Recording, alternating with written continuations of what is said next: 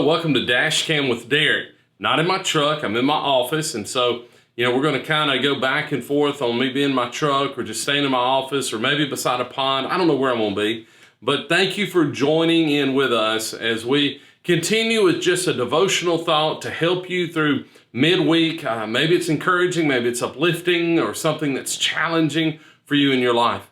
I thought Sunday was great. We had an opportunity for us all to come together and to worship God, and we are thankful that you participated in this. And so thank you again for wearing your mask, for following those instructions, and just being careful. But we started our classes back at 9:30, and our worship is at 10:15. And so if you haven't been able to do that and you're still not comfortable, there's a video that you can still watch on Sunday mornings. But if you are comfortable and ready to come back, please come back. Our doors are open. We're fellowshipping together. We're worshiping together. And so I encourage you to do that.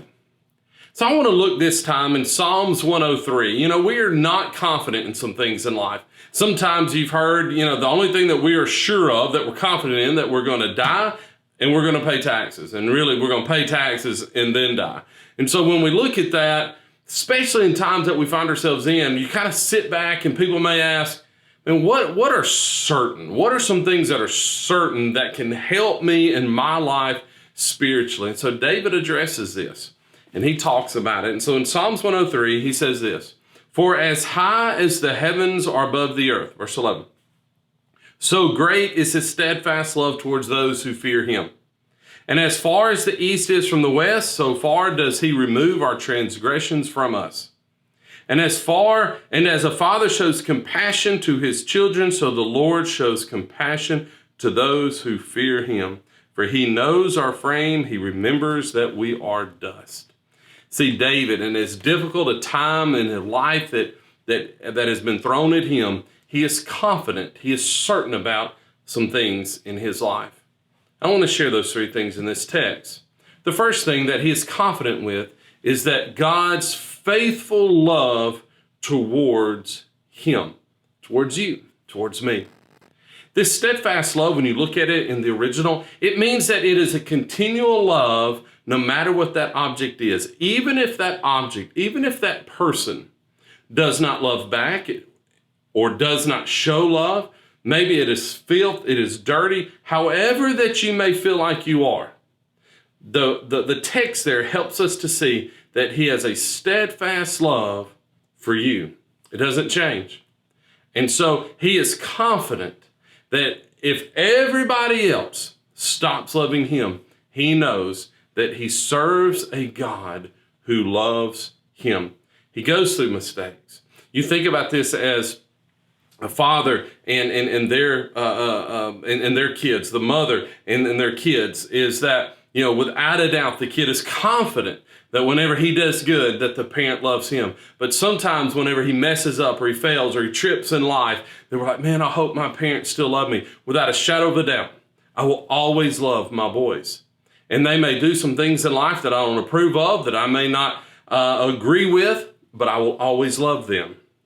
And that is something that David says for certain. As often as he has tripped, and as often he may not be the light in this world, we know that he has and he serves a God that will always love him.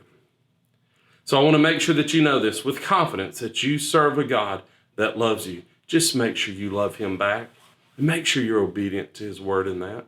The second thing we see in verse 12 that we are confident in is that God has removed our sin. Man, we live around people that just like to bring up the past, man. They like to just take your sin that you have and make sure that you never forget it. And they'll show you, they'll plaster it on a billboard, and they'll say, hey, this is what you've done here and here and here and here. This is what you did in the past. And God says, I don't even do that.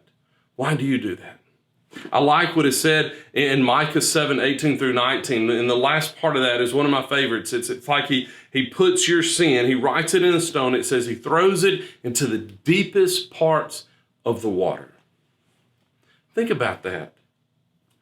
He forgets it. It is so deep in the water, he can't see it. He doesn't want to see it. And so it is confident. It is great to know that I serve a God that loves me that much, that he will take my sin and he forgets it. Have you asked God to forgive you of your sins? Have you gone into the throne of God and said, God, I have fallen, I have tripped, I've caused others to stumble, forgive me. And he'll take that sin and he'll write it and he'll chunk it into the deepest parts of the ocean, and he will not remember it. Look what he said, and as far as the east is from the west, so far does he remove our transgressions from us. It is so far away, he doesn't remember. If he doesn't remember, then quit dwelling over it. Quit worrying about the things that you've done in the past, or worry about the things of today, and think about the steps that God will give you if he allows it tomorrow, and live for him. There are some things that happen in your past. There are things that can help motivate you and encourage you and kind of help build you up. But don't dwell on the things that has happened. If God is not willing to take your sins and look at them and dwell on them and say, hey, look what you did, Derek, look what you did, then you stop doing it. And definitely stop doing it to other people. The last thing I can be confident in is what he says in verse 13 and 14. So, Father shows compassion to his children. Verse 14, for he knows our frame. He remembers that we are dust. You hear people say, people just don't understand me. People just don't realize what I've gone through. He does. He understands you. Why? Because he's our Father.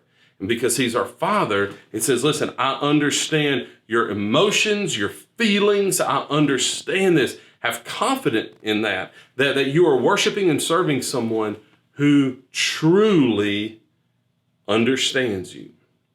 See, we have confidence in a few things. There are a lot of things in this life we may not be sure of, but I can be sure of God's love for me. I can be sure of that he takes my sins and he will forget them forever. And for somebody like many of us, man, we want that. And then I'm confident that he understands what I'm going through. And so if we are confident in that, I want to end in this. If we are confident in what God has done for us, then it should bring out Hebrews 4 even more. Then I can have confidence in approaching the throne of grace. That I can draw near with confidence to the throne of God. And if he has done that for me, and I'm sure of that, then I can be sure that I can draw near, that we see in Hebrews 4, to his throne of grace. How about you? Man, there are a lot of uncertainties in life, but there is something certain, and that is his love for us. Man, I hope you have a great day. I hope that is encouraging for you for this week, and looking forward to seeing you Sunday, to worship with you and to fellowship with you, but most importantly, to just look at God and worship him and be thankful for that day. Hope you have a great day. Love you.